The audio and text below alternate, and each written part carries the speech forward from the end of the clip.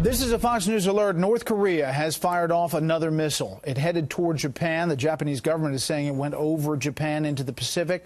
Let's go live now to senior foreign affairs correspondent Greg Palcott in Seoul, South Korea right now. Greg. Brett, we're getting the information from a variety of sources. It appears that this projectile, this missile launched from the area around Pyongyang, the capital of North Korea, just a little bit before 7 a.m. local time here in the Korean Peninsula. That would be about a half an hour ago. It then flew eastwards, and by all accounts, it crossed the Sea of Japan, and it crossed the Hokkaido Island, the northern island in the archipelago of Japan, and apparently went further through into the Pacific Ocean.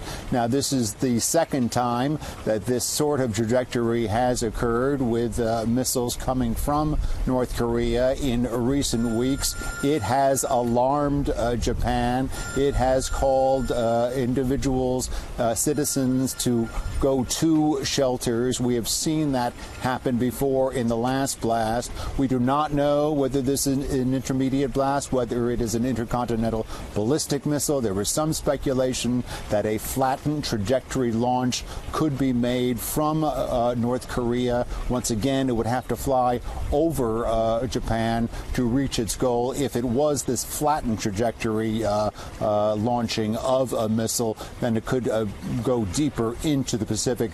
We're waiting on that now. Of course, all of this is happening while North Korea very busy with its own rhetoric, its own talking, not just about the United States, but in fact about Japan during the day. Let's take a listen to what's been said today. Kim Jong-un's regime did launch more rhetoric. In the wake of the latest UN sanctions, state media is saying Pyongyang ought to use its nuclear weapons to reduce the U.S. to ashes and darkness. And U.S. ally Japan should be sunken into the sea. Japanese Prime Minister Abe, on a visit to India, stood his ground.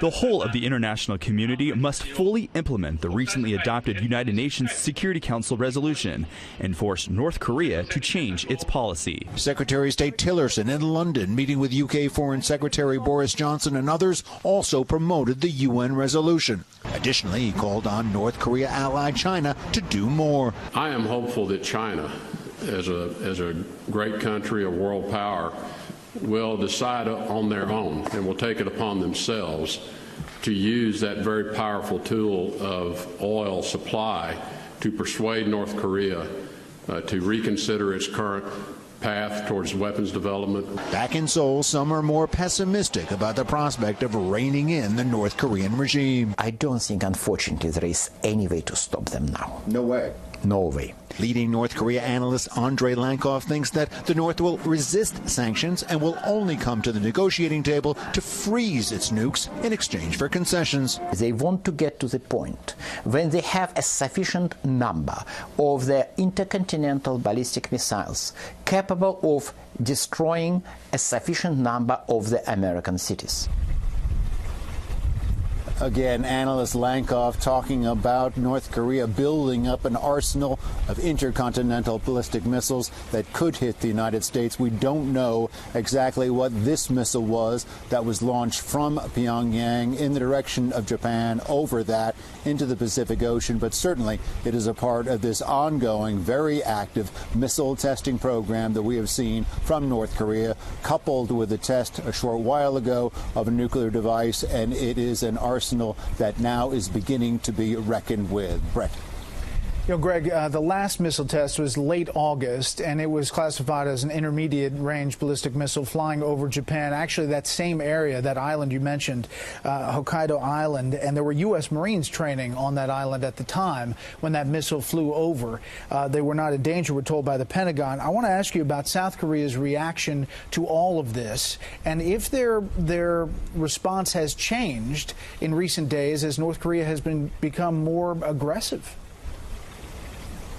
Japan and South Korea have become more aggressive towards this. We heard from Japanese Prime Minister Abe today demanding that the recent UN Security Council resolution be implemented, criticizing some very strong rhetoric that we had just heard, talking about Japan being sunk into the sea this morning on state media in North Korea. Maybe a hint of what was to come just about 24 hours later. Japan getting tougher, South Korea getting tougher. We've been watching the government here much more saber rattling, much more military exercises. They realize they have a regional defense issue that they're dealing with, just as the U.S. deals with a longer range threat, Brett.